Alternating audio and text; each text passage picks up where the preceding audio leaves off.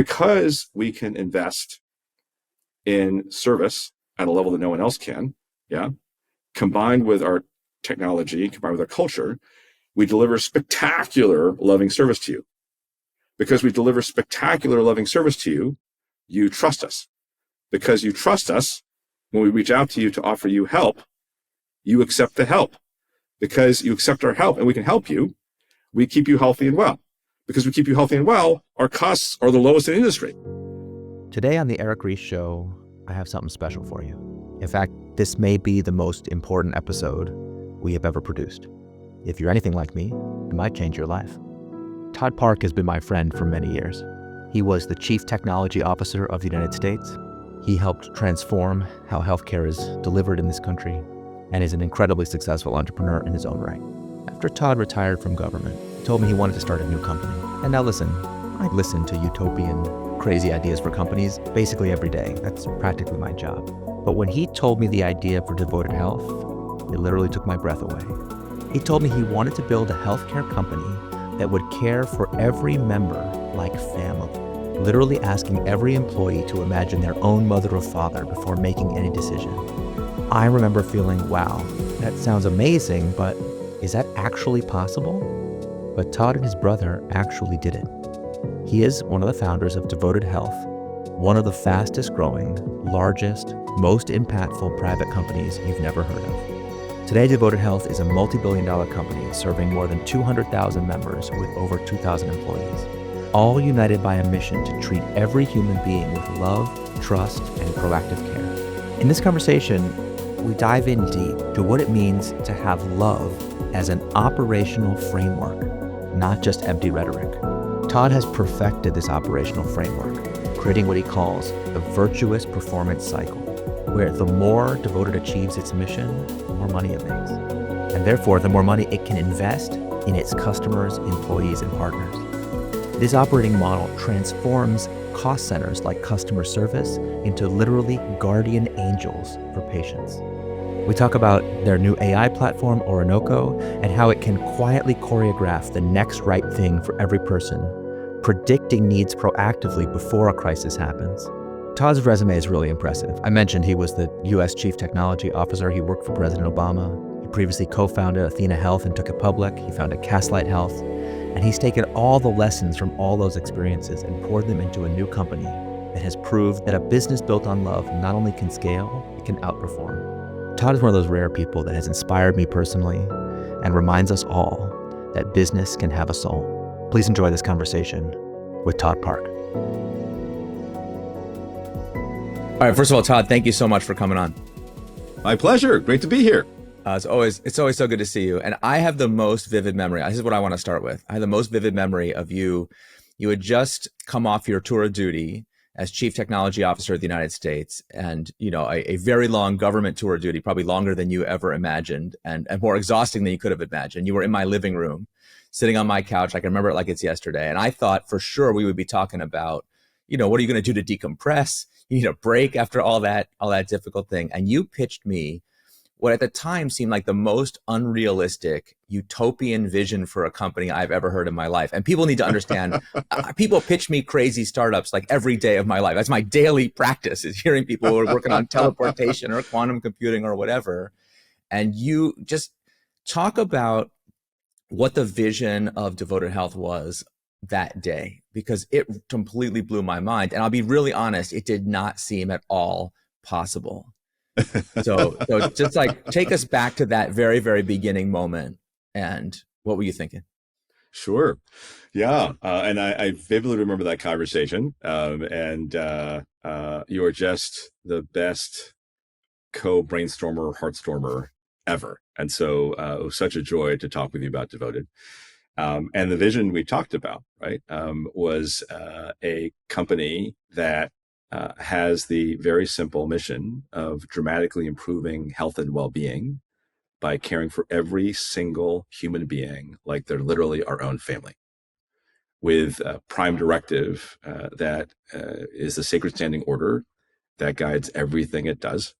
And that prime directive saying, when making any decision, when taking any action, visualize in your mind and heart the faces of members of your own family whom you love desperately, and then ask yourself, if this action would impact them, what would you do? Then go do that thing for the member in front of you. Do the thing, big or small, that you would do for your own mother, your own father, your own sister, your own brother, your own daughter, your own son. And if you were to think about, like, well, what would you want for healthcare, macroscopically, for your own family, you would want the very best healthcare in the world, right? You would not sell for anything less. And it turns out there's a very precise formula that defines what the best healthcare in the world is. It's the right care, both clinical and non-clinical, whole person oriented, prevention oriented care, delivered in the right place at the right time in a highly consistent, coordinated, and proactive way. And as you know, as many of your listeners know, what I just described is not how the status quo U.S. healthcare system rolls. It's actually the opposite of what I just said, right? It is a highly disorganized, uncoordinated, incentive misaligned, information poor, high friction, non-proactive, non-prevention oriented, non-whole health oriented, quote unquote system, right? That actually functions that way, not because the people in it, right, are bad, right? I mean, the doctors, the nurses that we have are the best in the history of humankind. My wife is a physician. She is better than me in every conceivable way, right? But those docs and nurses are laboring in a system, right, that almost seems to be an anti-system. It almost seems to actively thwart what they really want to do to take care of people, right? And as a result of the nature of that system, Americans don't get the right whole person, proactive, coordinated care up front. And because they don't, they then experience way too much trauma and suffering that should have been avoided, which also results in hospitalizations and surgeries and other care, right, that is incredibly expensive. So that is a core driver behind why America managed to spend radically more on healthcare per capita than any country in the world, and has outcomes that rank at the very, very bottom of the developed world with respect to preventable illness and death. So the good news is that basically over the course of the last few decades, brave, iconoclastic American healthcare innovators, in particular localities across the country, in ways that were not scalable, but nonetheless highly instructive, wire together ways of getting people the right whole person oriented, prevention oriented, coordinated care up front. And when they deployed those modes of care, unsurprisingly, they discovered that two things happen. Outcomes get a lot better and costs go down a lot, because those are two sides of the same coin, right? As your grandma would say, a stitch in time saves nine. If you take the right upfront care of someone, then they both stay as healthy and well as possible, and they don't go to the very expensive hospital. So inspired by those models, we said, let's take that stitch in time saves nine model and combine it with what technology can do in the early 21st century to build the first solution that can hyperscale and turbocharge that care model to everyone everywhere. And to do that, and this is what we talked a bunch about right on your couch. I remember. To do that, we said, okay, after thinking it through and after a lifetime of learning about the U.S. healthcare system on the ground and in many, many ways, we said, look, there is one solution we can think of that can actually deliver on that mission and vision. And it's basically a full stack, tech native, alternate universe American healthcare system as a service. That's what you have to build to actually deliver on this mission and vision. And one of Ed's and my execution mantras is only do what you have to do, but do all of it. Don't pretend like if you do half of what you have to do, you're going to get half of what you want, right? It's actually going to be zero, not the one, right? So you got to flip to one. So we said, okay, well, that's a very ambitious product to build, but that is what is necessary. And if we can build it, we know it's going to work. So let's go do it. So we then went ahead with the most amazing team to build it. And I'm happy to talk in more depth about like what we talked about on the couch, right? But we call it an all-in-one healthcare solution. Mm-hmm. And its point is to deliver the care to each human being that you want for your own family. And the output of that is a longer, healthier life for every person. And if you pop the hood on the devoted solution and say, well, what's in there? It consists of 5 ingredients, all of which we built from scratch. So we could craft every last detail to align with the mission and vision. And so we combine all of them together to actually deliver on the mission and vision. And so the 5 ingredients, just very quickly, are we built our own in-house health insurance plan to fund and support the care we want to deliver. We built our own in-house concierge navigator service that we call Guide, which is our tech-enabled guardian angel team. We also call them our tech-enabled professional son and daughter team to navigate members through their healthcare journeys, which can be very scary and confusing and complicated. We built our own in-house medical group called Devoted Medical. That is the first truly great virtual first care provider that specializes in delivering whole person oriented, prevention oriented care, initially to seniors, which is our first population that we're serving. We built our own network of partnerships with other providers to deliver care beyond what Devoted Medical does, because Devoted Medical really focuses on primary care and preventative care. Mm-hmm. And then finally, last but definitely not least, we built our own proprietary software platform called Orinoco that runs everything I just said, and is increasingly AI powered and runs every single workflow, every single function, and is therefore able to be what we call a right care, right place, right time machine. From thousands of sources, it's constantly building a profile of each member and then analyzing that profile to say, what is the care that you, Eric, our member, need next, and next, and next. The software is then choreographing behind the scenes the action of our health insurance plan, our guides, our Devoted Medical group, your other clinicians to come together in the exact right pattern. So what you experience is very simple. You just experience the next right thing and the next thing and the next thing, including a bunch of stuff we proactively reach out to give you that you never would have asked for, right? But that we know is stitch in time that keeps you as healthy and happy as possible, so you can be there for your family and live the longest and most beautiful life. So that's what we built. I'd happy to go into why, if you omit any of those layers, then in America, the stack is not going to deliver the outcomes that you want, and is not going to hyperscale in the way that you want. And so each of them we built from scratch all at the same time, while being a very masochistic thing to engage in at some level. Yep. Take all that on. The return is that it works. So just one minor detail. It works. Yeah. So no joke. I think Devoted Health is one of the most instructive startup stories in the world for helping people understand what it really means to build a mission-driven company. And I think you have shown us a glimpse of the future of entrepreneurship. That's like no exaggeration. You've heard me say that many times, I've learned an incredible amount from it. So if you're willing, I'd like to take our listeners through the logic of this piece by piece so that they understand, because I have taught this story many times. Okay. I talk about you guys quite a bit. My friends are like, enough already about the thing. And people have a very hard time initially, just like I did, understanding. Well, I remember the first time you told me the product of Devoted Health, the insurance company, Devoted Health, the product is love. And I was like, Todd, I hear you, but could you be a little more specific? Okay, I get you. And you were like, well, I can, but it's not just like a branding thing.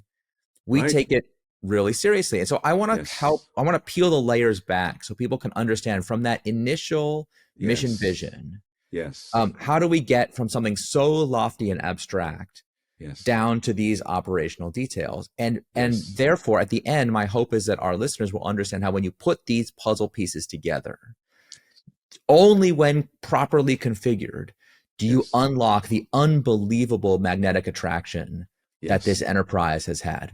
Yes. I'm so excited to talk about that. We can, talk about, from multiple, starting points, but basically, it's all really kind of the same flow. So there's something that we call the virtuous performance cycle that lives at the heart of our solution. Mm-hmm. And it is, I think, a great way to understand why love can power enormous business success of Devoted, and why it is in fact the key. So if you'll bear with me, I'm just going to walk through this. Yeah. Please. So you start by delivering spectacular service to members that embodies love for them like family, right? And that is a combination of the culture that embodies our mission and the capability stack I just described, which is designed to instantiate that mission. So we deliver spectacular service to people. When they call, we pick up the phone rapidly with a live guide who's tech assisted, right? Who knows you incredibly well because the software enables hyper personalization of every interaction. The service embodies love. The service embodies caring for you like family, and our members feel that. Yeah. Because we deliver such spectacular, loving service to you, members trust us. Okay. What does that mean? Like, we're geeks, so we quantify everything. Yeah. Mm-hmm. So trust is so important. We measure it, of course, right? Of course. And the way we measure it is through something called the member trust score. So after every interaction with Devoted, we text you a question, right? Based on the interaction you just had, do you trust Devoted to keep its promise to you to get you the care you truly need? Beautiful. And we have like a 50% response rate on our text questions, which is quite high. Our trust score is 94%. If you've seen one of our Devoted medical clinicians, the trust score is 99%, right? We're talking about American seniors. They don't trust anybody, often for very, very good reason. For good reason. And especially in the insurance system. My God. That's right. Absolutely. So a trust score of like 94% on average. Amazing. 99%, if you've seen our clinicians, is insane, right? And is a massive business asset. Why? Because if you trust us and we have a relationship with you that's powered by trust, then when our software flags that you need our diabetes care program or another one of our Devoted medical preventative care programs, our Devoted medical preventative care programs, then when we reach out to you and say, Eric, how's it going? We make the chit chat. We ask about the kids because we know that because it's in our software. We say, listen, buddy, we were just taking a look at your profile. And then there's actually a hyper-personalized script that comes up powered by AI. So that we basically say to you the things that we should say to you to help convince you to accept our free Devoted medical diabetes coaching and care program. Yeah. But here's the truth of it, right? You accept our help at rates that are a multiple of what's normal. Yeah. Why? Because you trust us. Trust is the most underrated asset. Most underrated asset in business. Core. It's core. Because you trust us, you accept our help. And then we have the ability through our Devoted medical virtual care services to help you, right? Because we're allowed to help you and can help you, right? And you bring your diabetes, your hypertension under control, you're healthier, and our costs go down, right? Because you're healthy, right? And so our costs go down, and because our costs go down, and we have the lowest medical cost ratio in the industry, because we deliver the best upfront care in the industry, because you allow us to, because you trust us, right? Because that's true. In our market, we can afford to invest in health insurance benefits that are richer than everybody else, and service that's both deeply tech-enabled and better in terms of the level of human investment that we make than anybody else, right? And that benefit superiority and service superiority makes us the fastest growing company in our space, right? Organically growing over the last several years to over 200,000 beautiful souls we serve, $3 billion in revenue, right? And we're just getting started, right? Oh, yeah. And it's also the case that huge, right? $500 billion revenue TAM this year, going to nearly $1 trillion by 2030 and $2 trillion by 2040. Yeah. So, and because we can invest in service at a level that no one else can, yeah, combined with our technology, combined with our culture, we deliver spectacular loving service to you. Because we deliver spectacular loving service to you, you trust us. Because you trust us, when we reach out to you to offer you help, you accept the help. Because you accept our help and we can help you, we keep you healthy and well. Because we keep you healthy and well, our costs are the lowest in the industry. Because our costs are the lowest in the industry, we can invest in the best benefits and the best service, which enables us to grow super fast. Because we can invest in the best service, we can deliver spectacular service to you. Because we do that, you trust us. Because you trust us, we can help you. Because we can help you, we keep you healthy and well. Because we keep you healthy and well, that lowers costs. It just goes around and around. That's right. So that is the virtuous performance cycle, right? And that is a cycle that we're able to uniquely do in our industry. And it is powered by love. So I want to go through each of the elements of the cycle and dig in. So let's start. My favorite probably starting place is the guardian angels. Because the guides. To me, what I think is remarkable. So we live in the era of shareholder primacy, right? The idea that the purpose of a corporation is it's a financial instrument to enrich shareholders. And if you look at the research, obviously everyone who lives this daily reality knows that this is not even good for shareholders, let alone its other terrible consequences. So to me, the first thing that is beautiful about Devoted is it embodies a different idea about what it means to be a for-profit company. I would say, I don't know if you agree with this, but I would say that it is a company whose purpose is to maximize human flourishing. And that is going to lead to lots of financial profit. I mean, you guys are growing faster and making more money than any other startup in this era by far. You'll be more famous when the time comes. But for the people that don't know, this is one of the fastest growing startups in the country and remarkably successful. But the purpose of the company is not to generate the profit. That is one of its outcomes. It's part of the virtuous performance cycle. And so anyway, when people have the wrong idea about profit, it makes them blind to deferred liabilities and blind to negative externalities and all kinds of problems. And that's well known. But to me, the biggest blind spot of the conventional way of thinking about business is it blinds you to the positive externalities, the ability to create value that you don't necessarily immediately capture for yourself. And I was doing this research recently for the new book about why customer service has gotten worse across the board, like in everywhere, in every industry, every company, everything, even though we're spending more money than ever on improving customer service, which is a similar story to what's happening health. And I won't bore you with all the history, but the basic problem is that the professionalization of customer service turned customer service into a cost center. So everyone's trying to figure out how do we lower customer service costs. And in that, we have encountered this problem that in the literature they call surrogation, where people have treated the metric about call time or average hold time or whatever as a surrogate for the actual thing, which is supposed to be being of service. It's right there in the name of the thing. So we don't have service anymore. So all these other companies see customer support as a cost center. Your customers call your customer support agent their guardian angels. That is like such an extreme statement. I think people have a hard time believing it. Like, tell us some stories of the guardian angels in action, and what does that mean to you? Amen to your direction here and your sentiments. And we talk a lot about at a structural level, right, how every competitor we have thinks of their customer service as a cost center, and they massively, massively undervalue and underinvest in it. So we think of Guide as at the center of our value creation model and have built spectacular technology to support Guide and then invest heavily on top of that. And that enables a model where there is no limit on how much time a Guide can spend with a person. And they are empowered and in fact, right, very much of the mindset and the heart set that there is no problem that is out of scope.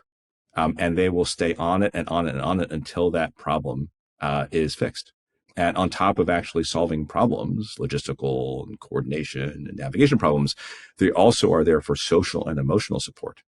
That is very, very important. But, it's everything from the very simple to the very profound. There was a member of ours, and this is actually, unfortunately, a common starting situation increasingly, right?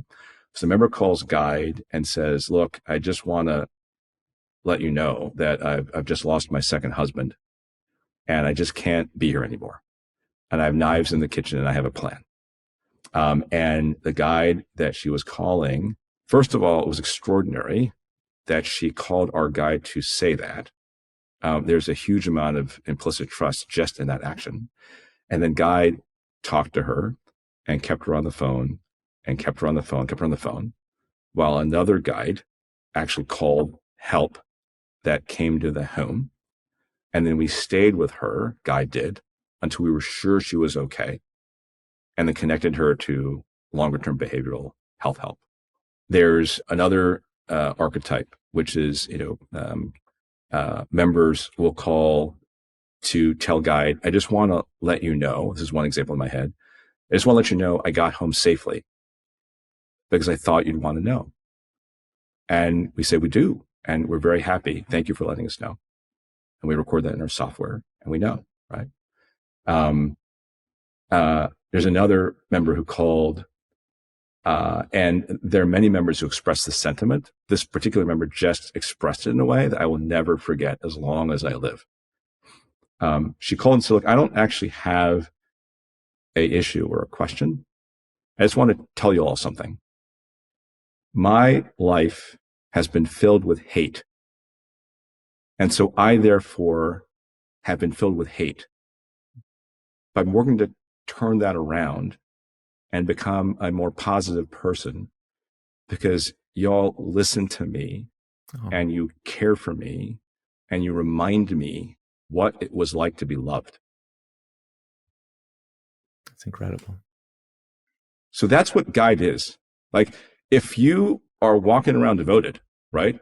And you meet a guide, you instantly start bowing, like in Wayne's World. Like, we're not worthy, we're not worthy. Like, the guides are the rock stars of devoted, right? Everyone worships them, right? Everyone worships the ground they walk on, right? And, and they're in a lot of difficult situations. I was going to say, what a hard job. It is a hard job, right? And we venerate them. We worship them, right?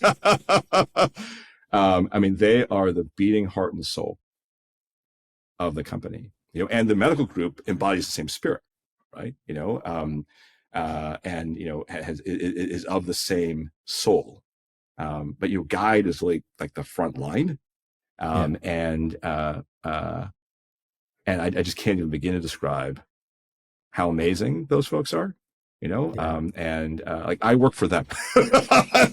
My brother and I work for them. That's how we do our job, right? That's how it should be, because ultimately that's where the value is created. Exactly, right? And again, to connect it back to the virtuous performance cycle, that's how we build trust. And because we have trust, we can help you. When you put it that way, I hope people find it so obvious. To me, it's always been so obvious that it's like, if you could do that, then these benefits would follow. And people, when they hear me talk about a company powered by love, because we're in such a cynical age, people can't, I ask people to imagine an insurance company that loves you. They have a hard time. They don't even know it's hard even to visualize it, but the healing that you're describing being transmitted through customer service. You just think about if that was the default in our economy, what a different world we would live in, right? Like, this is not just about one company. This is about very profound change in what business is capable of. Like, it's an aspirational thing, but it's also so people would hear this kumbaya hippie thing, love, whatever, what are you guys doing in California, talking about whatever. And it's like, okay, that is one way of looking at it. But here's another way of looking at it. I always imagine that some private equity a-hole, decides to buy up a bunch of insurance companies and come compete with you guys. And they're like, call one of those people and say, listen, I'm going to save you a little money on your premiums if you switch over. And they're like, oh, you're asking me to switch from my guardian angel? No, of course not. Every time you create that kind of trust with a customer, you've literally shrunk the total available market available to competitors by one. So on the one hand, it's this really beautiful emotional thing. And on the other hand, it's a very ruthless business strategy and a source of tremendous competitive advantage. And the other thing is that members who love you and trust you refer you to many, many other members. And so literally 2/3 of our members have actually gone to the trouble to refer us to friends and family. I just heard about a member in Houston who has referred us to 300 other members over the last 4 years. Wow. He leads a prayer for devoted at his church every Sunday. So again, like, this is for a healthcare company, healthcare company, for a health insurance company. It's incredible. And so, because we're not a health insurance company, we're not a healthcare company. We are a love company. So I'll tell you a story. I was visiting with a member, Yolanda, in Tampa, Florida, right? And after like bustling about and welcoming us and having us sit down, making sure we had water and we're comfortable, she said, "Okay, Todd, I now need to ask you a question." I said, "Oh, okay, any question?" She said, "What the hell is going on over there at Devoted?" So, what do you put in the water? Yeah, exactly. What do you mean, What's right? going on? She said, "Look, I've never experienced this kind of loving care from a health insurance company, right? So what is going on?" And so, Yolanda, well, I've got a secret to tell you, which is that, we're not a health insurance company. We're not a medical group. We've certainly built those things, but those are just channels through which we deliver what we really are, which is love. And she lit up and said, "That makes complete sense." But here's the interesting thing, right? So if you look at our like marketing materials, right, we actually don't talk about love. Do you know why? I'm sure people wouldn't believe it. Right. So basically, we did the market research, and essentially, what people said was like, "No." It's literally unbelievable. Right. Yeah, so, but what we have found is that if you show it and not tell it, right, and you ask your members after they've experienced us, what is devoted to you, they talk about as love, and they have all kinds of different language. Like it's like getting a virtual hug through the phone every time. Right. It's like talking to my brothers and sisters. It is love, actually, and one of my favorite member sentiments, expressed again beautifully by one particular member. She said, "You make me feel like I'm the only member you have in the entire world." And so I pinch myself that I get to do this, right? I mean, it is incredibly intense and complicated and a huge amount of work, right? And I pinch myself every day that I get to be part of a crew doing this work. I mean, it's crazy. I'm so lucky to be able to be part of this in some way. So, all right, I want to take you through another element, which is because a recurring theme in these conversations has been the principle I call harder is easier, which of course I learned from you. And I remember, I'll never forget this. We were sitting on that couch and you're explaining to me, because, for people that weren't following as you were going through it, Devoted Health is not even one company. It's multiple legal entities that are connected to each other, what I call a mission-locked constellation. So from the member's perspective, it's one thing. From the world's perspective, it's one thing. I'm sure from your investor's perspective, it's one thing. From your employee's perspective, it's one thing. It has one soul, as you said. But legally speaking, it's this like very complicated machine. And so, I'm sure when you were talking to investors in the early days, or even to your own legal counsel or I can just imagine all the people you talk to who are like, "Todd, this is too complicated." The so-called best practice advice for startups is to keep it simple and to focus on only one thing. And you said to me something like, "We are only focused on one thing." And I was like, "But what about all this complexity? You're making life so much harder for yourself." And you're like, "Not really. In fact, this is the only way it could work." So why is doing it this incredibly hard way the only way? And why is that actually easier in the long run? Yeah. So this was very eloquently put by someone who's become a great friend, who is an incredibly cynical, idealistic healthcare analyst, an investor who's been following healthcare for like 20 years, right? And he's cynical because he's just seen just so much not work. And he's idealistic because he still believes that change is possible, right? And he's a deep, devoted superfan, and he describes why we're successful in a very specific way. He said, basically, what typically happens with entrepreneurs or anyone who wants to change healthcare is they say, "Wow, it's like really big and it's really complicated. So I'm just going to pick like one thing, one aspect of the system." Right. That is absolutely the advice that people are given. And then make that awesome, right? And he says what they then go do is they build a product that makes that one aspect of healthcare awesome. But the problem is they take that one thing and they bring it into a broken system, right? Where the payment's messed up and the rest of care delivery is messed up and the tech is messed up and the data's messed up and the culture's messed up. And so this one beautiful jewel that they built, right, just sinks into a sea of terrible, right? And doesn't get to breathe or change anything, right? So he said the reason why Devote's succeeding is it took the problem and made it bigger, right? He said, we recognized that healthcare's problem in terms of terrible outcomes and massively high cost is a multivariate problem. And you have to actually attack all the problems simultaneously. You have to fix how it's paid for. You have to fix how the care is delivered. You have to fix the underlying technology. You have to fix the underlying data. You have to fix the underlying culture.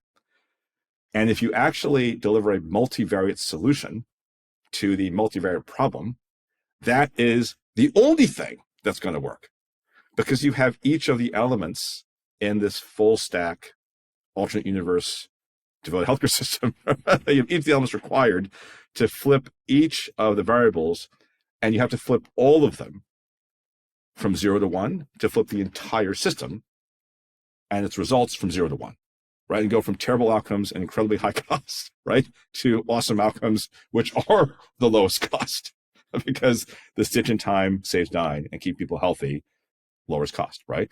So Ed and I understood this because of a quarter century of learning about American healthcare, right? Yeah. This wasn't your first rodeo either. It was not. Yeah. And we learned many, many things. And what my analyst friend says, 100% correct, right? And so it's interesting, like, Ed and I like to do things which are strategically simple and executionally very, very hard, right? That's our sweet spot. And if you talk to anyone in the healthcare system who knows anything about healthcare and explain the devoted concept, right? Integrated payer, navigator, virtual first preventive care provider operating on a custom-built technology and AI platform to get people the right care up front, to keep them healthy as well, right? And everyone would say, well, of course that will work if you can build it. If you could build it, yeah, but it's too hard. But do you know how hard that is to build? All right,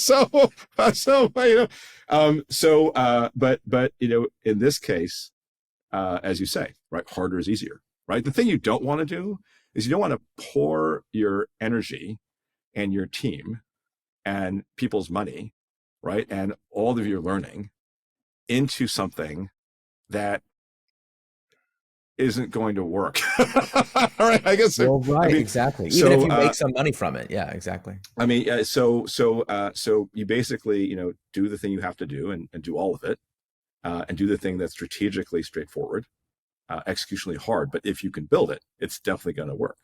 And that Devoted is an example of that. So I want to talk about you outlined for me before this was even a thing, what was going to happen. You told me the future, and then you made it happen, which of course that's such the hallmark of the greatest entrepreneurs, right? You like, it's not just that you're like, I sure hope this works out, but you had a really clear understanding. And of course, at the level of the healthcare part, I think it makes sense. You had all this experience. Okay, sure. But also, I remember you said to me, there are certain specific powers that are made possible, that are unlocked by this harder is easier principle. And I think you laid out 4 of them for me. It was like talent, customer loyalty, like internal alignment and communications. And even the one that blew my mind was partnerships, like investors and even conventional insurance companies and all kinds of people that you would say that they don't have any heart. They're not going to be interested in a company based on love. You're like, no, this is going to create this magnetic vortex that is going to pull in all these incredible people. And I've seen you do it now over and over and over again. So talk about what those magnetic powers are like, and where do you think, like, why is it that being the trusted counterparty has these unbelievable effects? Oh my gosh. It again goes back to the core truth that trust is everything, right? It's everything.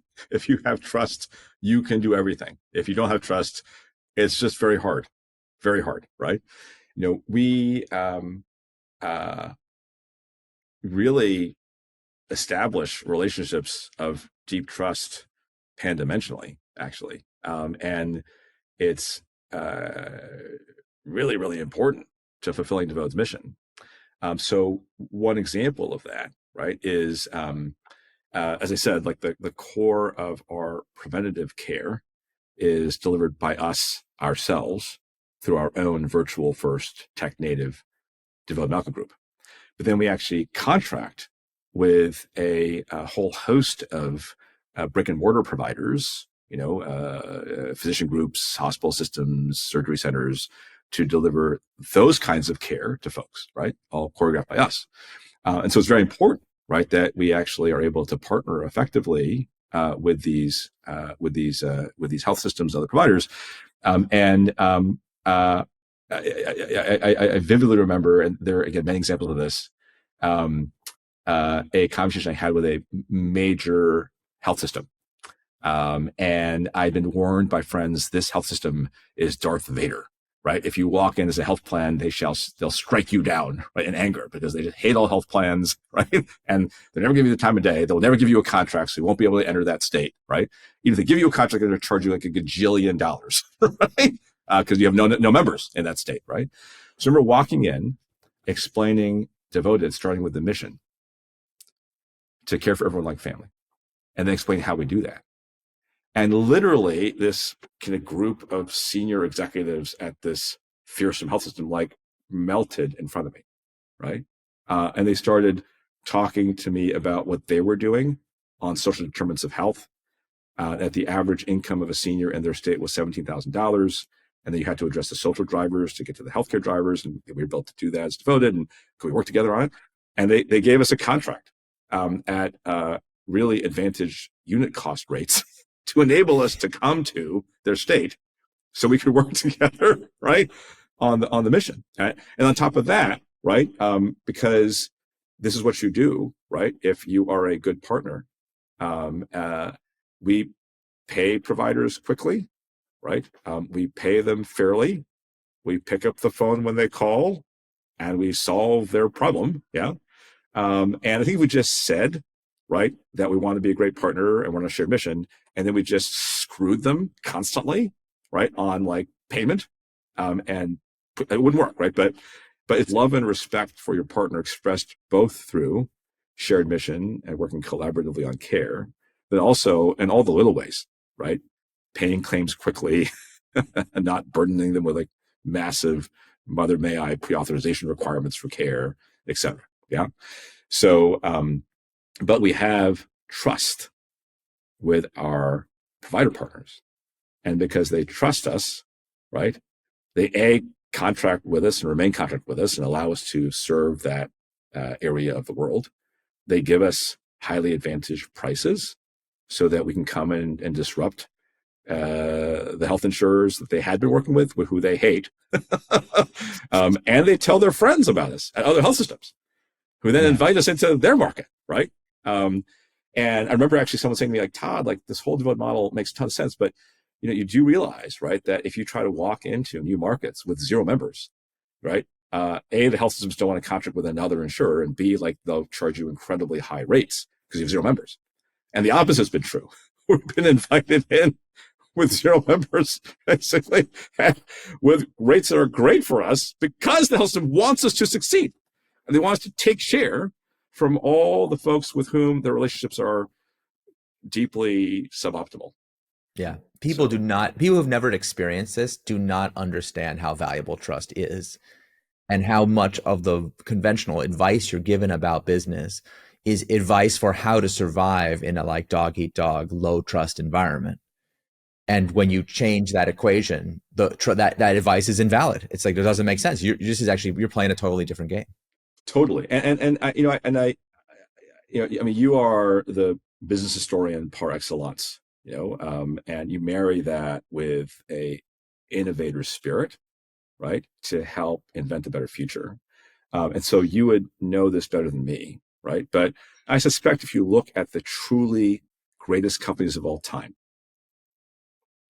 one common denominator is that they engendered trust. They engendered trust from their customer. They engendered trust from their partners in a lasting way.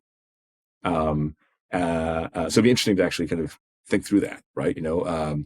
As innovative as Devoted is, as incredibly excited as I am about what we're doing, and respecting the fact that our team is doing a ton of really innovative stuff, I also think that there are certain principles that we're operationalizing that are timeless, and maybe undervalued, right, in a lot of the contemporary economy. But one of those principles is that trust is key to building a company that is truly, truly great. You see it, the pattern is really well established, and we have literally 200 years of case studies of this, not just of trust powering the rise of superlative companies, but then the second you lose it, it's also where some of the history's biggest collapses come from, and it causes all this conflict with investors. I've been doing a lot of research into the phenomenon of investors who kill the golden goose, and when people ask me about why are we in the situation that we're in, they're always looking for a villain. And they want, investors want founders to be the villain, and a lot of other people want investors to be the villain. But of course, the villain is not individual people, although there's bad people. You always find bad people. This is a system, and the system has certain values and certain priorities. And so one of the most surprising elements of the Devoted story has been your relationship with investors. Because, when I tell people you guys have raised a just absolutely gargantuan amount of money, which as befits a company that's had such rapid growth, it's perfectly merited. People assume that they must all be like very crunchy, granola, love-oriented investors. And in some way, they are, because why else are they investing in Devoted? But if I told you, if people could see the roster of names, they look at a lot of people in there and they say, why is that guy on there? What's going on? So explain how this, because I think that's the biggest fear founders have when they think about embracing this better way of building. Will investors go for it? Will the fact that we're mission first, love oriented, human flourishing committed, is that going to be bad for shareholders somehow? And it's like, speaking as a Devoted shareholder myself, it's been pretty good. Okay. But I think people have a fear that maybe that's just because Todd is special. There is something unique to the dynamics of this situation. Is that really a general purpose principle? So talk a little bit about how you've been able to bring investors into this fold and kind of pull them into your gravitational orbit instead of you get pulled into theirs. We're very fortunate, as you said, to be partnered with a significant swath of the best investors on the planet. And the best healthcare and tech investors on the planet. And they are absolutely connected to us both by alignment with our mission and large-scale enthusiasm for the business value creation that happens when you execute on our mission. And they deeply understand what I just said, right? I think it's a double helix. It's quite important, right?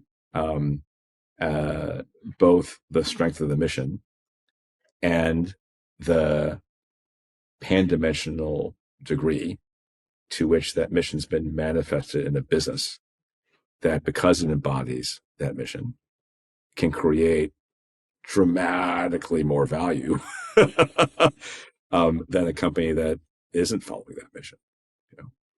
So I'm just thinking back to all kinds of conversations I've had over the years with investors. Right, our investors are all long-term oriented, and we've had these long-running, ongoing conversations about past, present, and future. Right, and they, in a nutshell, deeply get everything we've been talking about on this podcast. Everything. Yeah. There is a huge appetite for businesses like that. And my advice to founders would be don't self-edit based on what you think investors want you to say, right? Totally. Actually show up with the full force of your dream and the full force of your mission, and think through, right, exactly how your business and product model aligns with that mission. And just share the entirety of that with your prospective investors. Yeah. And it's remarkably powerful when you do that. Yeah. And they will respond very positively. Right? Very positive. Well, because listen, investors are so starved for truly new, truly long-term accretive businesses. It's actually, for all the entrepreneurial activity that's happening in the world, these are still rare, but they really shouldn't be, because they are remarkably powerful. But I do think, Todd, one of the issues, I was talking to the general counsel of Vanguard, Okay, Vanguard's like they're celebrating their 50th anniversary, and they have a completely wacky or ownership structure that is why they're able to be so low cost, and so they really care about the financial well-being of their members.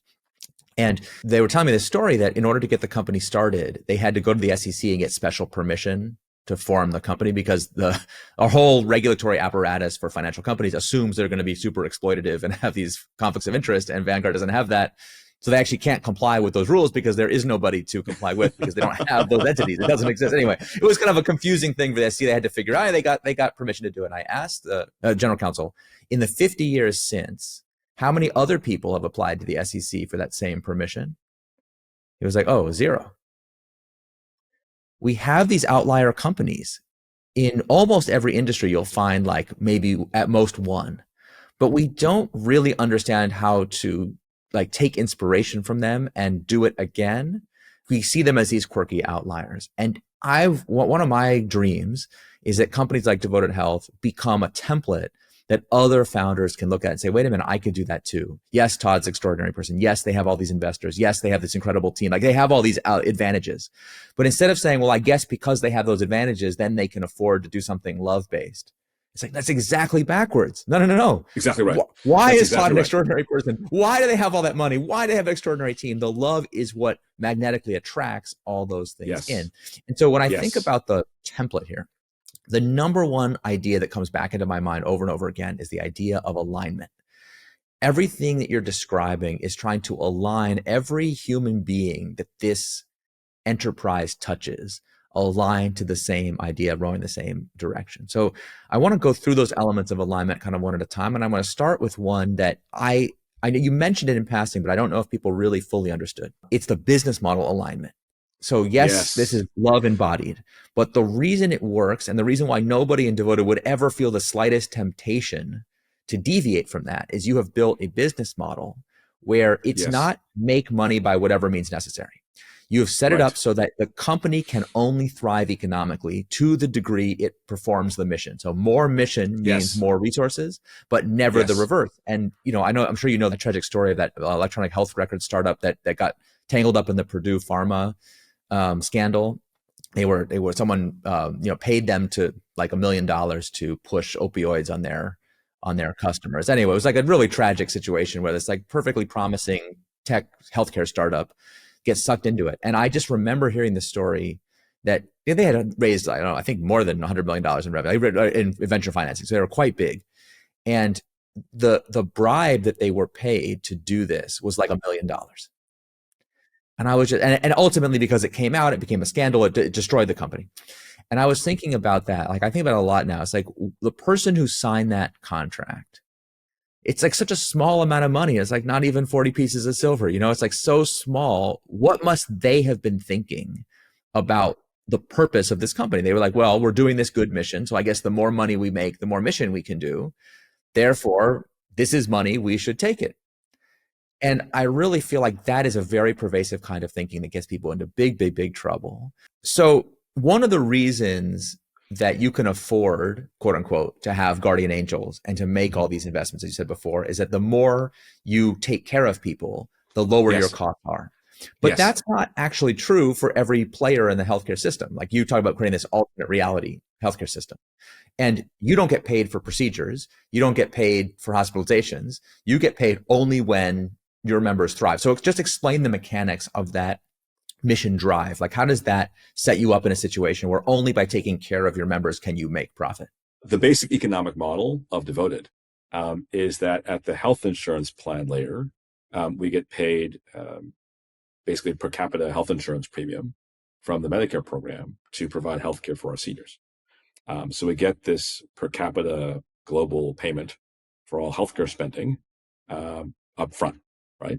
And then kind of very simply, the way we actually make the most money is by taking the best care of people up front in whole-person-oriented, prevention-oriented way to keep them out of harm's way, which then drops healthcare spending a ton. And that is, in fact, the profit maximizing approach to our business. And then to instantiate that, we have built a product that does that, as I described, with a virtuous performance cycle powered by love and trust, as I described. But very simply, like the healthier we keep people, the more money we make. So that's kind of the simple truth of our business model. Yeah. And so talk about like, other health insurance companies are kind of infamous for like literally hiring doctors to sit there and figure out how to deny claims and to cut costs in ways that are actually disadvantageous to their customers' health. Like, to me, what's so powerful about the magnetic field that you have built around Devoted is how it makes that kind of decision unthinkable. But talk about that, like that temptation. The bigger you get, the more people you hire, the more the temptation must exist to cut those kind of corners sometimes. Like, how do you make sure that never happens? Yeah. So this is why it's so important, actually, to conceive of Devoted not as a health insurer, right? I mean, so sure, we have a health insurance plan that people sign up for, right? But the core of what we actually do is care. The heart of Devoted is actually the guides and Devoted medical group that are delivering actual care to people enabled by our technology. Yeah. So we built a health insurance plan as the customer acquisition and funding mechanism for our medical group. And it is just baked into the business and product model cake that the point of our care model is to take fantastic care of people up front, to keep them as healthy and well as possible, and therefore out of the very expensive hospital, right? And other zones of acute care. Running through all of it, very importantly, is culture, is a magnetic culture field, right? That is actually the number one thing that my brother Ed and I focus on. It's the number one thing we've always been focused on, is the culture field. Because the product and the business model are the body, but culture is the soul that animates the body of any organization. And I'm now old enough to know that culture eats everything else: strategy, operations, technology, for breakfast, lunch, and dinner. Yeah. And the culture scaling at Devoted is both a function of the business model and product model aligning with the mission. And it's also been an incredibly powerful force for alignment. The most valuable advice I ever got about how to scale culture is from Howard Schultz, who's a mentor of ours. Howard, I love Howard for so many reasons, including the fact that whenever you ask him a question, it answers based on his own personal experience that's been very deep, learning things in all kinds of ways, as opposed to something he studied or read. And so it comes from a very, very deep place. So I asked him, after I explained Devote to him, after I explained the U.S. healthcare system to him, and got him grounded at the start of our advisor relationship, I asked him the question that Ed and I really wanted to ask, which is, Howard, how do we scale our culture, right? And the other thing I love about Howard when he gives advice is he's very practical, right? So he says, here's what you're going to do. He said, Todd, you've been given 2 gifts. Don't waste them. It's okay. He said, the first gift is that you have the most extraordinary company mission: care for everyone like family. He said it's extraordinary for 2 reasons. One, it's incredibly powerful. And secondly, it has the property of being unambiguous. And he said, what I mean by that is that if you tell a human being that their prime directive is to care for everyone like family, you actually don't need to tell them anything else. You do not need a 700-page strategy alignment memo and no, you don't need like an 8-day propaganda camp, right, to indoctrinate them. Like, they know what that means.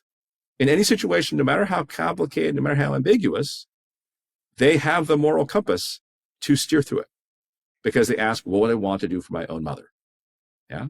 He said, their question for you and your challenge in terms of scaling culture is not going to be, their question is not going to be, what does the mission mean? Their question is going to be, do you really want me to do that no matter what? That is the question they're asking you. Yeah. So I said, well, we do want them to do that no matter what, because That's why we're here, and it is 100% That's aligned what with powers a virtuous performance cycle. Exactly. That's what powers our business model, right? So, so how do we scale the belief that mission, which is unambiguous, is what we always want them to do, no matter what, without compromise? And so Howard, being very practical, said, here's how you do it. Tomorrow, right, start capturing stories of devotees delivering on the mission.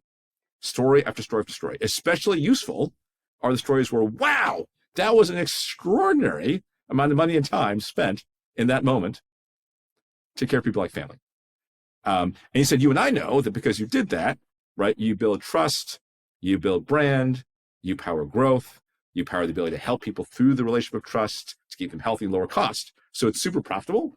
And it is very narratively helpful that just viscerally, wow, that was a lot of money and time spent in that moment to do this thing, right? Mm-hmm. So he said, capture all the stories and then disseminate the heck out of them, right? Through all the means you have available.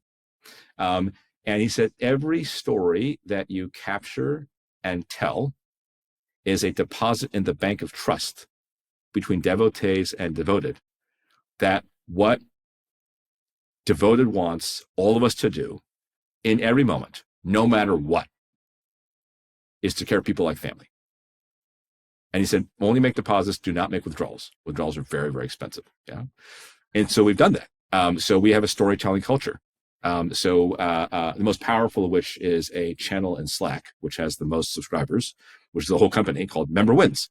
And people from all over the place across the country are just telling each other stories constantly about what they did, what they witnessed a devotee doing, what they witnessed a team doing, something a member did, right?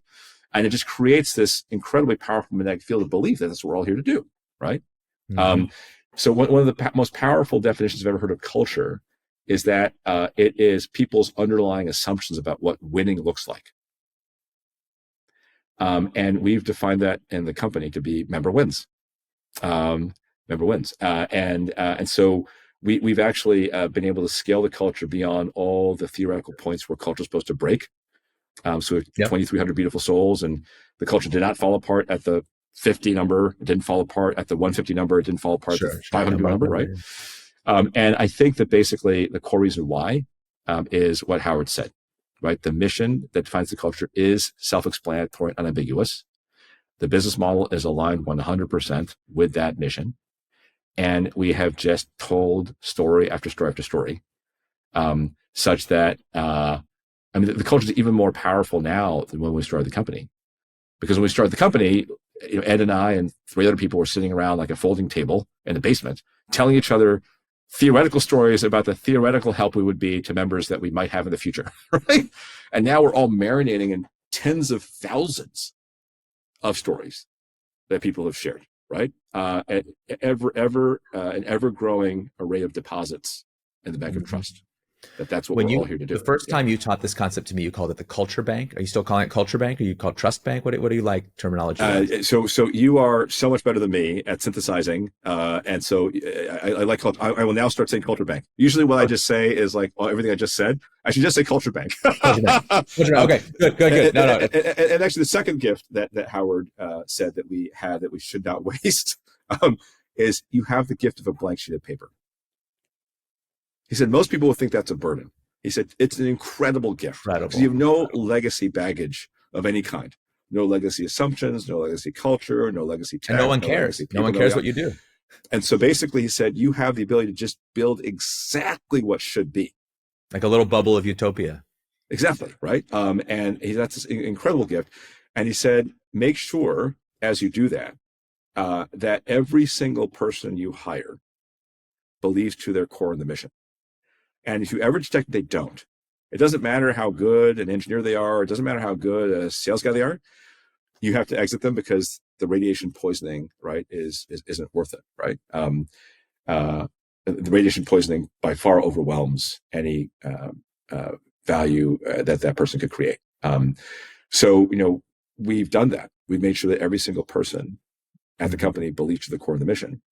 But here's an interesting tailwind I would cite about that. So yes, we wear our mission on our sleeve and our chest and our forehead. And we attract the people that are attracted to that mission, right? Our people team is incredibly good at screening for mission. But the additional tailwind is that it turns out people are generally fundamentally good. And you put a human in a magnetic field where the mission is to care for everyone like family, and the product, technology, and business models support caring for everyone like family, and everyone around you is caring for everyone like family. Like, I don't know a human being who would say in the middle of that, you know what I'm going to do? I'm just going to screw people. Like, that's what I'm going to do today, right? Totally. People want to do good, right? And you put them in a field where that is possible, they are going to do that. So that's been a tailwind. Is the fundamental goodness in people's hearts. When I was talking to Howard, he told me this crazy story that just reminds me of that at Starbucks height, when they had, like, I don't know, when they first crossed, I think they were saying the 500,000 employees threshold or something like that. Every year, between attrition and growth and just the natural turnover of their business, they were hiring something like 100,000 plus people a year. So it's like every year we were creating a brand new 100,000 person company. And yet I was telling him, a story about, like, if you were in a foreign country and you're like desperate to, find a bathroom or something, and you see that Starbucks logo, even now, they've obviously, companies had a lot of ups and downs since its heyday, and Howard's no longer involved in it. But even still, like, that brand really stands for a very specific promise. For sure you're going to go in there, it's going to be okay. And so, like, how, to create that level of coherence with such high turnover at such a rapid, like, such a high scale, like, it requires somebody who really understood that I feel like culture is very vague to most people. And what I love about what you're saying about Culture Bank, about what he called it, the reservoir of trust, like, these concepts, they're actually quite operational and very specific. Yes. You have to do it this specific way, or you don't get the benefit of it. But conversely, if you do the alignment, you get these just unbelievable experiences. Yes. Amen. So I want to talk about this magnetic field you're creating. That it also extends out beyond just the company itself.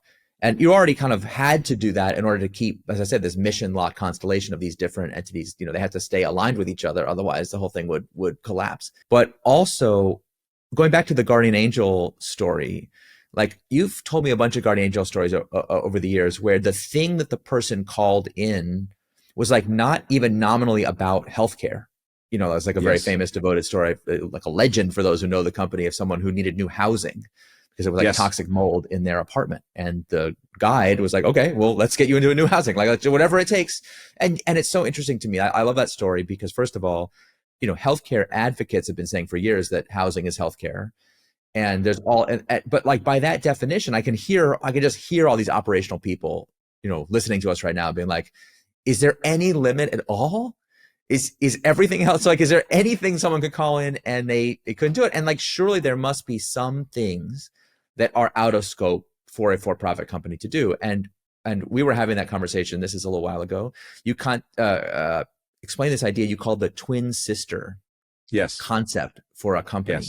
Yes. And, I know, obviously, getting into the implementation details, we don't want to get into anything that's confidential, but, like, explain to me, what's the concept of a company having a twin sister? So first, actually, let's use housing as a thread to lead us to that. Yeah. So housing is 100% a key driver of health and well-being. And we actually are allowed as a company to do in this current moment a lot more than has been true historically, thanks to changes in the regulatory environment, right? So like, specifically, one of the things that we can do with our cost savings is we can redeploy them into richer benefits for people. They're not just, better coverage of, medical care, right? But also social determinants. So we give members a food and home card loaded with money from us that they can use to pay for healthy food, utilities, and rent. A, seniors love that. B, talk to any private doc, right? 3 wonder drugs. You can afford healthy food. You can afford air conditioning or heat or electricity, and you can afford a stable, clean place to live, right? Those are 3 powerful wonder drugs, right? So we literally help pay for better housing. And then we have, in our care model, Wow. like the story of Dewan, our member that you remember. Thank you so much. We connect you to housing help in your community that we know deeply and can vector you into to make sure that you have the right living environment to support your health and well-being in your life, right? So we can actually do a lot as a company. But if you were to ask our guides, and I have, what's the number one thing that you would want to change about the world for our members if you could wave a magic wand? And they all say, by far the number one answer is the supply of affordable, health-supporting housing. Because basically they put our members, if they can't get a house immediately, on waiting lists, and the waiting lists can be years and years and years and years. Yeah, which is effectively not helpful. A pervasive problem everywhere in this country. And so guides said, look, can Devoted somehow create more housing, right? And that's not in scope for a healthcare company, a health and well-being company to do, unfortunately, right? But that's actually how we got the idea, interestingly, for Twin Sister. So what's Twin Sister?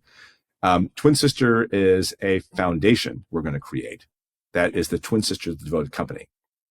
And it's a foundation with the exact same mission as the company, which is to dramatically improve health and well-being by caring for everyone like family. But as a nonprofit, and as basically a nonprofit sitting outside the walls of a healthcare company that's chartered in a particular way, right? This foundation can do things that the company cannot. So it can actually take capital and deploy it in a community in ways that are highly targeted and informed by the on-the-ground intelligence we gathered by serving our members. Our members are providing us with the intel to then inform a foundation, right, to make grants and investments that can help catalyze better housing for that community overall. Because the members, as the intelligence agents on the ground, right, clue us into specific situations, and we can now actually make investments that benefit everybody. So that's really how Twin Sister came to be, and you can just expand from housing to really any dimension, right, of life in the community, where our members are teaching us how we can actually be helpful through a additional axis of effort that is the Twin Sister to our company. So that is our plan. There's actually an early manifestation of this spirit already happening, which I'm happy to share, which are called the Devoted Elder Councils. So what's happening is in more and more neighborhoods across the country, we are forming elder councils, which are councils of our members who band together into teams of volunteers who each have the mission of dramatically improving health and well-being by caring for everyone like family. And we have this fantastic program leader, Odessa Flores Vasquez, who does like these kickoff rallies for these elder councils. First of all, she basically gets them to step into their power as elders of their community, and the basically folks who have the most wisdom and can change the arc of their community. And then she says, okay, how do you want to embody the mission of caring for everyone like family in your neighborhood? And somewhat endearingly, their instantaneous reflexive response is initially, sign everyone up for Devoted. and then Odessa says, you're already doing that. That's great, right? That's great. But That's not what we're here for. What more can you do? And then they brainstorm and heartstorm, and then they find a mission that's meaningful to them. One elder council in Mesa, Arizona, was in a senior living community. And they described how there were twin crises of food insecurity and loneliness in their senior living community. So they organized a program where volunteers would go on a regular basis to check in on everybody and also ask if they had enough food. And if they didn't, then the volunteer team run by this elder council would then, through a partnership they made with the local food bank, get free food delivered on a regular basis to that senior. So they basically ended social isolation and food insecurity in one fell swoop. There's another elder council in Fairfield, Alabama, that decided to plant a community garden. And they mobilized partnerships with local vendors and other folks in the community to build this beautiful community garden, which is now providing healthy food to a big swath of the neighborhood. And so, everyone's embodying this mission in their own way, right?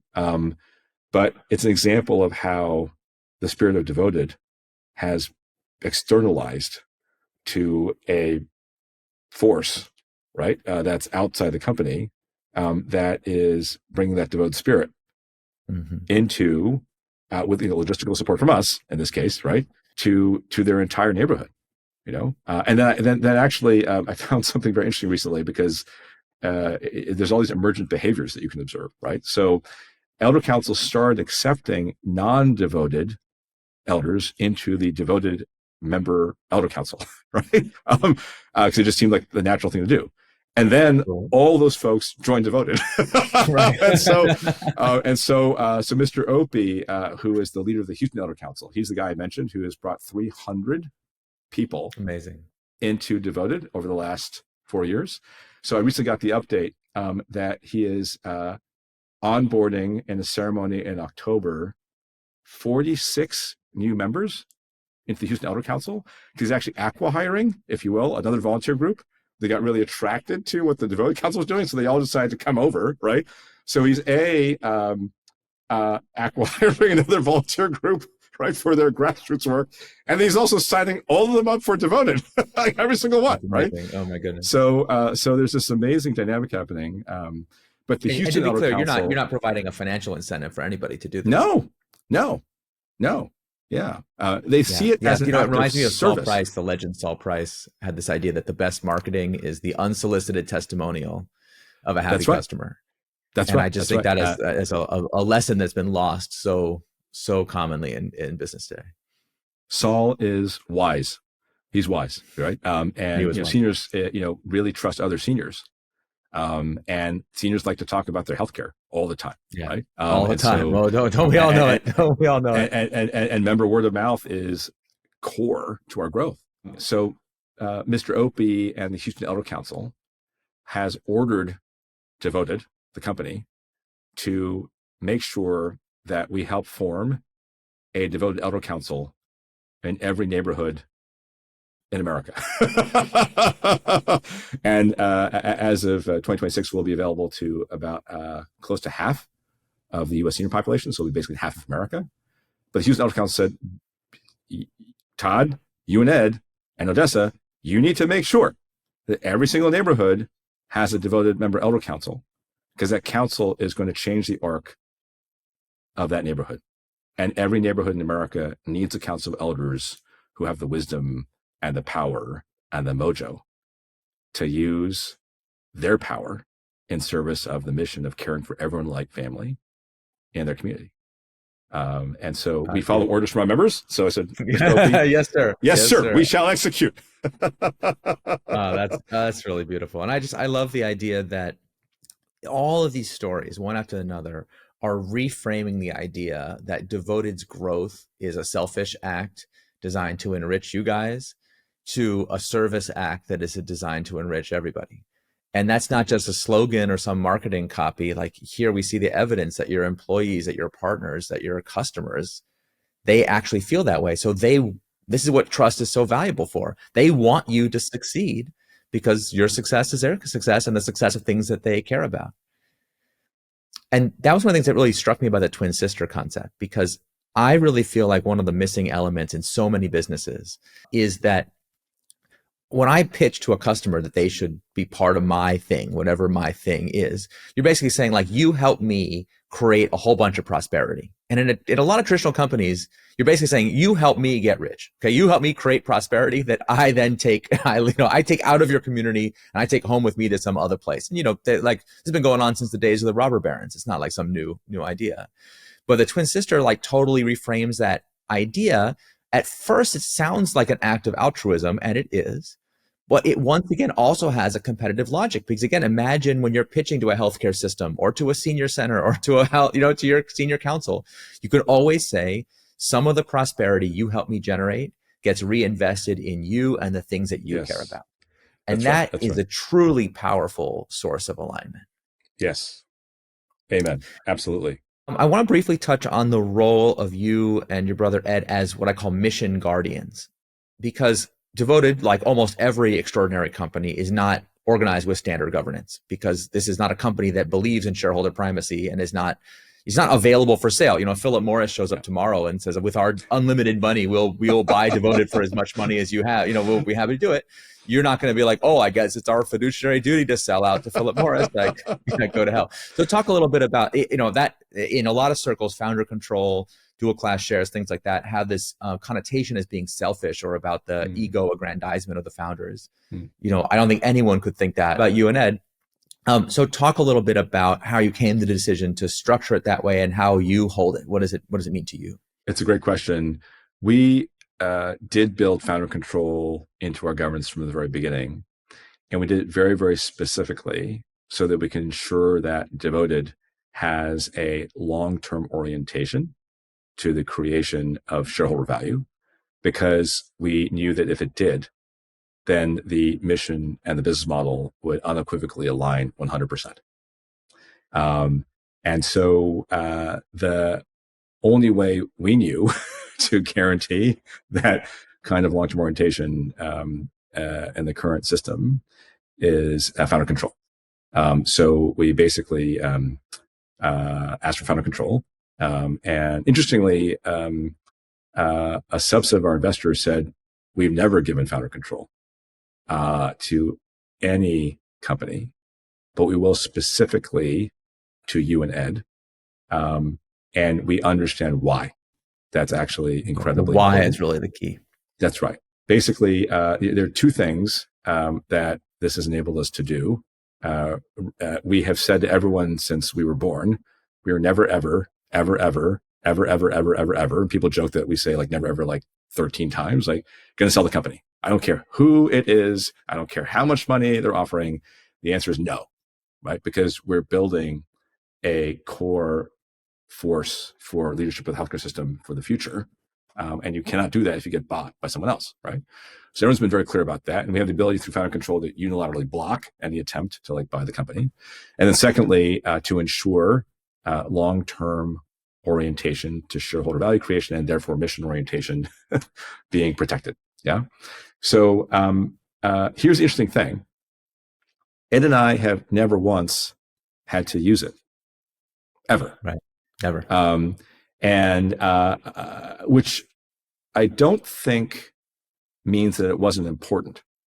But I think basically, right, because it was running in the background, the entire company could form in exactly the right way, right?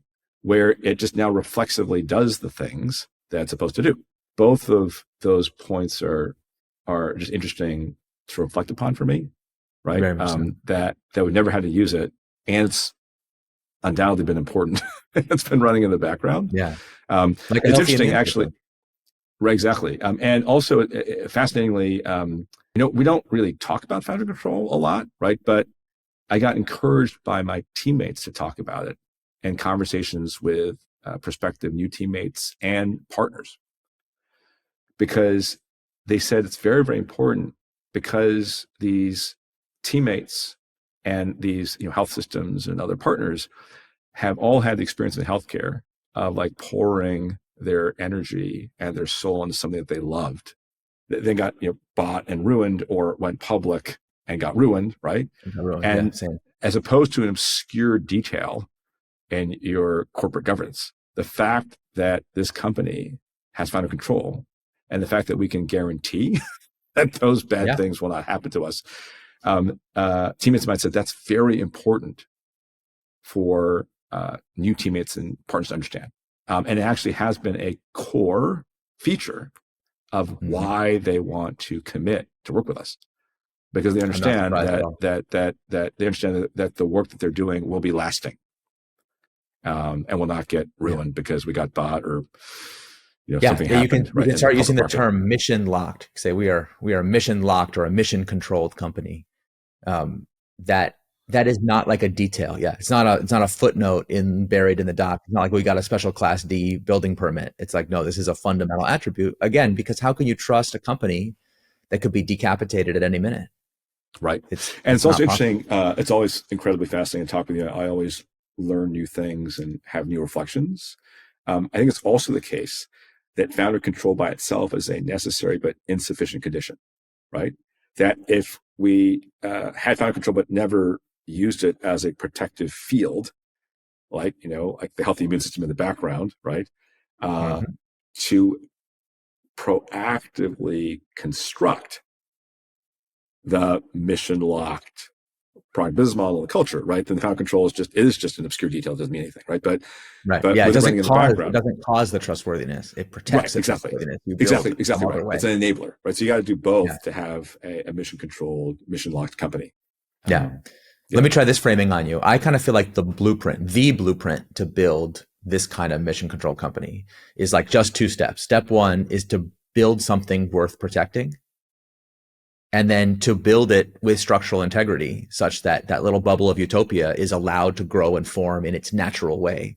It's not deformed by outside gravity. And when you put it that way, it's actually very simple. Yes.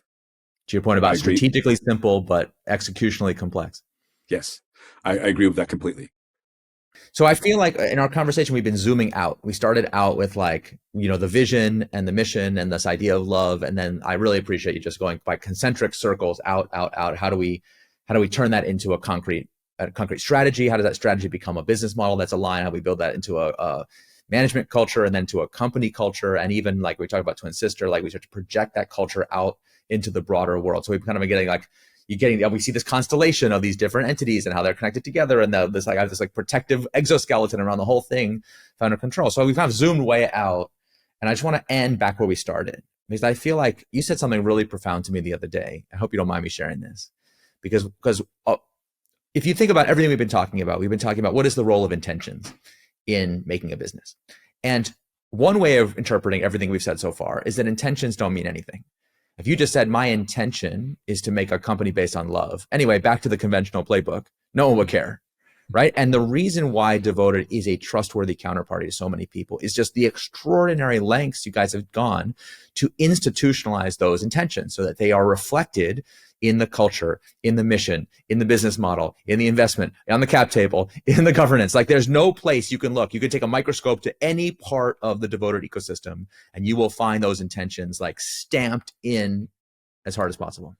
But you said something to me that just blew my mind, and I hope you don't mind me sharing it. You said, as you've gotten older, you've learned that in this world, you really don't control your success. You don't control your company. Like I've come to believe that the companies we make, we don't own them, we birth them. So entrepreneurship is like a process of motherhood. That's much more what it is than like a linear engineering project. It's an organic being and it is alive. So you don't control what it does. You don't control what happens. You don't control whether you're successful or not. The one and only one thing in this world you control is your intention. Yes. But if you show up with the right intention, the truly authentic, powerful one, aligned with human flourishing, aligned with the deep human fundamentals like love, it seems so insubstantial and nonetheless has this extraordinary power. So like wrap us up where we started, like go back, take me back to the couch, take me back to that initial intention that you brought to this thing, through the seed out of which it was all born. Like what have you learned about the power of intention all these years? Oh, my heavens, Betsy. Yeah. I learned this over the course of life in general, right? That life and anything you do in this life in general is a complex, nonlinear system with a whole array of variables that you just mostly don't control or even have any influence over, right? Control is an illusion over anything that really matters. And the only thing you really do control is your intent, is how you show up. And it turns out, and I can empirically report this, intent is incredibly powerful, right? It's an energy beam that you broadcast into the world, right? And if you do it from your heart, from the core of your being, and it is authentic, and people can feel that, and they can feel every fiber of you committed, whole body and spirit to it. And it's an intent that everyone else wants to follow and be. It's the intent they have too, deep down, right? Then humans and forces align in a common intent to, in our case, care for every human being like family. It's, in my experience, both the only thing we really control, and it's the most powerful force. It is the most powerful force I've ever witnessed. It catalyzes everything. Thank you, man. What an incredible note to end on. I feel like what you're describing is this like a hope that so many people I meet have, even if they can't articulate it, or even I know in a lot of groups, like when I say this out loud, it's almost a bit taboo to say it. Like I've been in audiences where if you say it out loud, there'll be a gasp, like in the audience, like, wait, can you say that? But what you're talking about is building a genuinely soulful organization. Yes. Right. Like we're saying it's a living being, it's an organic being. Well, what does it mean? Yes. Not just to be an amoeba that gobbles up all the resources it can, but like a thing that can act with intention, with integrity, and that can pursue some higher purpose. That's not to get all scholastic and medieval about it, but that is an indivisible, singular life force. It is a soul. Yes. Amen. Amen, brother. Amen, brother.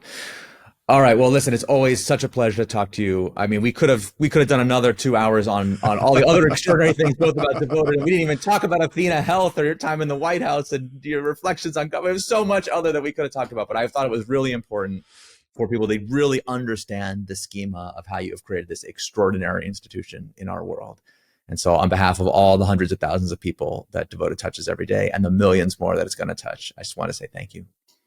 Thank you, brother. It's always such a joy to tune in with you. I learn and draw so much inspiration from speaking with you. And thank you for being a beam of energy in this world. and helping to align forces Thank you. In service of love. You've been listening to The Eric Ries Show. The Eric Ries Show is produced by Jordan Bornstein and Kiki Garthwaite. Research by Tom White and Melanie Rehack.